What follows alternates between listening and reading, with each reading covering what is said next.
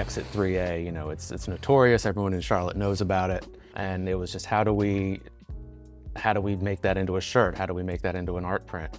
And so we just figured out, hey, let's do some sort of like old demolition derby, old NASCAR race, like just those old like 70s flyers and posters you would see put up. I think people are really interested in getting something that is only in Charlotte or only for Charlotte. It's more personal. Everybody loves having something unique and for them, like on a very even superficial level. It creates a level of unity because there is some sort of commonality, even if it's just a t-shirt. Just selling one shirt and seeing that shirt out there, it's like, you know, I made that, I did that. And it's fulfilling. Like, it's hard to really describe, but yeah, I mean, I guess pride is the best way to put it. It's like you feel like you accomplished something, like you made something and somebody liked it. Like it's a good feeling.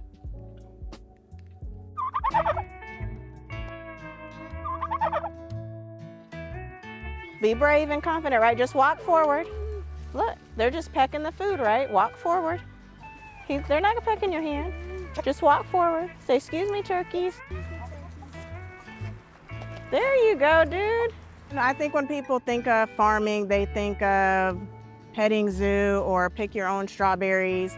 But a farm can be a multitude of things, and this farm has all of those things, but it's meant to improve mental and physical wellness. So it's meant to get people outside. It's not a one-stop shop where you pet an animal and then you don't go there for another year. We want this to be a thing where people on a regular basis get outside and make those connections.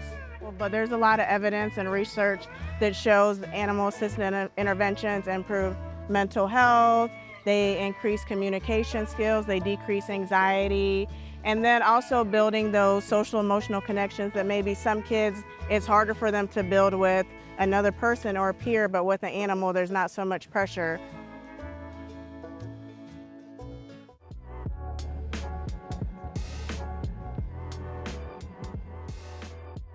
The biggest reason I jumped in entrepreneurship is because when I was in sales, you have to be a self-motivator and self-starter. And I realized that if I can sell, I can do anything. And then I just had to figure out what industry I wanted to get into. Action over everything is always one of the biggest things I can say. Being a market that is kind of untapped in a lot of industries, but also very competitive. So you have to still be very good at what you want to do while also having the ability to get into some untapped markets and really understand where the city is and where the city's going. So the spirit of entrepreneurship in Charlotte is overall going to continue to grow, and I think it's going to shape this city for the next 100 years.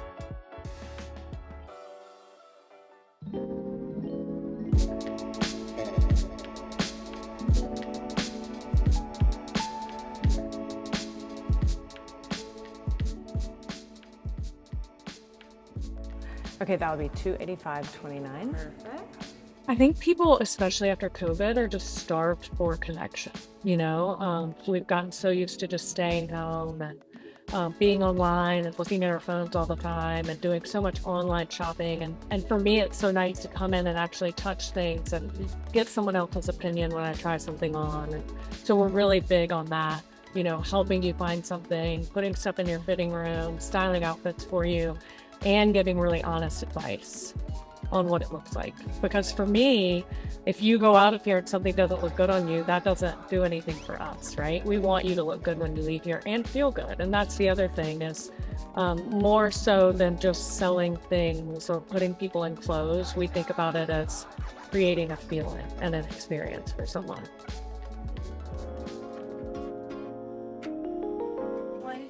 Oh, the Exit 3A? Yeah. That's so cool. Yeah, that's a classic one for all the Charlotte people. The idea for Queen and Cotton came about 4 years ago. We started with online sales. We did the markets around Charlotte, the pop-ups, and the reason in the back of our mind was working towards a brick and mortar space, having a store that we could run and really make our own. And that's what we've done here in Noda. We had been doing online sales for about 6 months and kind of struggling through promoting ourselves on Instagram, promoting ourselves online, not really knowing what we were doing. But the first time we did a market and actually we're out in the city and meeting people, and people are coming up to us and buying our shirts. We had a great first day. People had never heard of our brand, and they were coming up and asking about us and like, oh, how long have you guys been going on? How long has this been happening? And they were excited about it. And we had great sales, and we realized like that was the key, was getting in front of people. Like it's hard when you're just online. Yeah, we've had, especially when we first started out, we were just trying to get our name out there. And luckily, like we had a few places reach out to us that wanted to do collabs. They came to us, which was awesome. One of those was QC Poorhouse. They wanted a new shirt, a new kind of like look that they could sort of use. And it was great. We met up with them, and they're really cool people. And we came out with a great design that I think it's become bigger than it originally was going to be. It was just like a shirt, and then all of a sudden it's like, we're a part of QC Poorhouse. I think if you want to be an entrepreneur in Charlotte, it's a great place. There's a lot of support for small businesses. Like I said, we started out doing markets, and people at these markets, they love supporting small business. They like getting out there and meeting these people that are creating products or art or clothing or jewelry, all sorts of things. People are doing food. And so I think it's a great place to be, because people move to Charlotte and they are excited to be here. Like we have a lot of transplants come in and they get here and they're immediately excited to be in Charlotte. And I think that's something that people can kind of poo-poo on, like, oh, nobody's from Charlotte anymore. Everyone's from everywhere else. But I think that's sort of what is making Charlotte what it is right now. It's bringing all these different types of people in and making it more of a melting pot. And they get here and they're like, all right, I'm in Charlotte. I moved from a smaller town, or I moved from somewhere else, and I'm excited to be a part of Charlotte. What do I get? What shirts do I get? What restaurants do I go to? Where are my favorite bars going to be? Like, let me immerse myself in Charlotte. And it's a place that I feel like it's the perfect size to really cultivate that, because it's big enough that it's got everything you need, but it's small enough that you can still feel a part of it, and it's not just New York City, where New York City's amazing, but you can never have an ownership over that city like you can over Charlotte.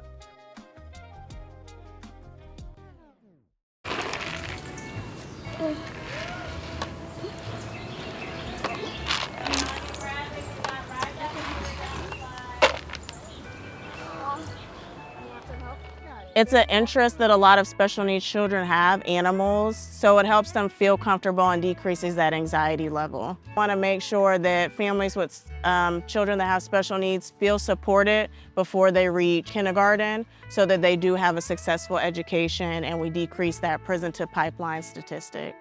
Especially in Charlotte, even though it seems like we're a pretty wealthy city, the wealth isn't evenly dispersed. So that means, especially on the west side of Charlotte where we're located, there are a lot of health disparities, meaning there's not good access to healthy foods, people aren't getting outside as often, and then some people just don't feel like outside is a safe space for them. So we're trying to get more Black and brown families outside. We want to decrease those chronic illnesses, and we also want to provide a therapeutic and inclusive space. So Charlotte is very metropolitan, but just like the population, the demographics of Charlotte, there's plenty to do, and there's always something new. So just like our farm, there's so many different things that the people of Charlotte bring. I think you just have to venture outside of your bubble. Like, of course, if you only drive around Ballantyne, you're only gonna see certain things. If you only travel around No Doubt, you're only gonna see certain things. So I think people just have to keep in mind that, 20, 25 minutes isn't really a big deal. Even show your kids that there's new things that are always popping up around Charlotte. So I feel like entrepreneurship is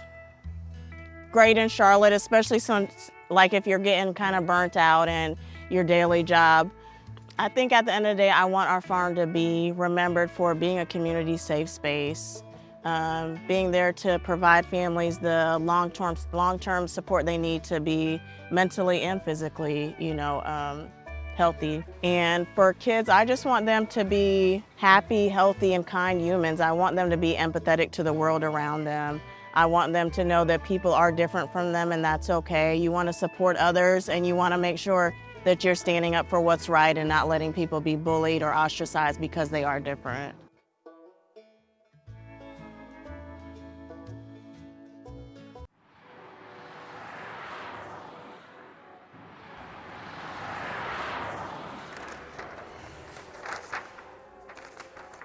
That's a drop ceiling with electrical, with lights, and then lights that go over the bar. Once drywall goes up, at that point, there should be somebody here every single day. Yeah. Yep. You won't be able to move furniture in until you got TCO. TCO. Okay. Yeah, you won't. Everything's going to be done. Life safety inspection. So your building inspector, all your electrical, everything will have to be finalized. So you won't get furniture in until. The idea of starting a self-pour bar wasn't my idea. The thought of ever owning a bar to me was something I would never even think I wanted to do, because I didn't really drink much. I didn't go out late. I never really partied, even throughout college and throughout my younger days. I didn't drink till I was 25. So when the idea of a bar was first mentioned to me, I shot it down, hung up the phone. Once I saw the self-pour technology, now I started to geek out a little bit and understand, like, okay, there's a true opportunity here for something cooler and something different, and I could still stay away from the late night by closing at 12 o'clock. The reaction from the city was crazy. I mean, we were busy Tuesday through Sunday every day of the week when we opened that first year. I mean, we poured 3.5 million ounces of alcohol. The feedback from the city was like, okay, this is cool, this is the hot thing. And then we realized that, how do we stay innovative and how do we stay on top of the ever-changing demographics that are coming up? So that's how we've been here for 7+ years, was being able to adapt to the different environments, the different culture, the different demographics, the different age groups that are coming, because they all want different things. I've always felt like if you don't take any risk, you're not going to have any reward. And I'm just not afraid to fail. I think a lot of entrepreneurs that are really successful know that if they move fast, there's going to be a lot of failure, a lot of things that they learn from. And I always say your failure is your trampoline to success. If you're not failing, you're not learning. If you're not learning, you're not growing. And if you're not growing, you're not living. The atmosphere that we want is welcoming everybody. So the Ultimate Host is going to have those corporate events. They're also going to have the happy hours. They're going to have the welcome parties for weddings. And then you're going to have the flip side of, hey, we're going to have DJs here until 2 a.m. and we're going to be partying pretty hard. And our team does a phenomenal job of giving that experience, whether it is a corporate event or it is that later night crowd. There is something that I believe most business owners, most entrepreneurs in Charlotte are on the same page about, which is we all want everybody to be successful, whether if we're in the same industry, different industry. I feel like Charlotte is always there supporting you. I haven't met one entrepreneur that is out here trying to put down your business, or whether if it's similar or not similar. And I think that's what makes Charlotte a little bit different as a culture when it comes to entrepreneurship, is that we're always there to support people. I started shopping in smaller boutiques when I was in college. And so I was just like this grubby college kid, always in my workout clothes. And I would go into these really nice boutiques. And, the sales associates, they didn't really talk to me. They didn't really acknowledge me. They definitely weren't nice to me, And I was like, this can be done better. And so that was our goal from day one, and is still our mission today. I thought back on what I really enjoyed, and what I really love is being customer facing. I love service, and marrying fashion and service felt like the right path for me, so I decided to open the store. I wanted to do something different, and I wanted to make it fashion, make it cool, make it trendy and exciting and something you can't find anywhere else, but also make it inclusive. Doesn't matter what you look like, how old you are, your age, what you're wearing. We have tons of people who come in workout clothes, and I tell the girls who work for me, the goal is that's a human being. You treat them well because of that, not to make a sale. We have hundreds of stories of women, who have felt great because of our store, because of how they were treated, because of the outfit they bought, and that's the thing that I'm always telling our team, and what we harp on behind the scenes all the time. We are not just selling clothes. This is about a feeling, right? The person who comes in here, she's not going to remember the dress she bought most likely, but she's going to remember how we made her feel. And that's what keeps people coming back.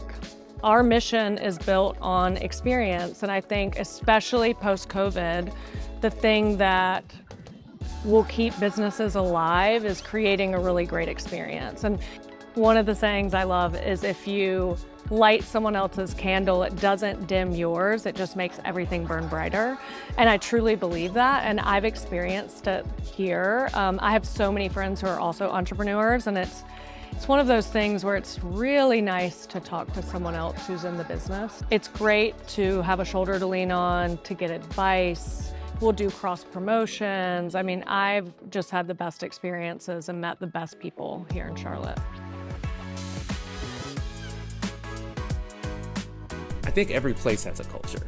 Some people might complain that like Charlotte doesn't have culture or enough culture, but it's happening. You know, people are creating that culture as we speak. There's like so many cultures, and Charlotte is very vibrant. One thing I think is really cool about Charlotte is I think they show up. You have people like me who are born and raised here, but you've got people from all over, right? And they want something unique. They want somewhere they can bring their friends when they visit from out of town that they don't have back home. There's always people fighting. You know, there's always people fighting to create culture, to create something special in the city. And I think when you focus on those people, you really see the culture building. And it's hard to tell what it's gonna be, but you know, maybe, 20 years from now, it'll be a totally different place. And it'll be something that nobody really even saw coming. The culture of the city it's a growing city. It's a city that a lot of younger people want to live in. And it is a city that I think will be one of the best cities to live in and continue to be the best cities to live in for many, many years to come. Rapping for the Queen City. Charlotte's got it buzzing. Underestimated, but you know we up and coming. It's the Queen City, where we all come together, lift each other up until we shining like the weather. It's the Queen City. And if you didn't know, we all about the culture in the 704. It's the Queen City. We gon' hold it down. Everybody do it for the crown. Rapping for the Queen City.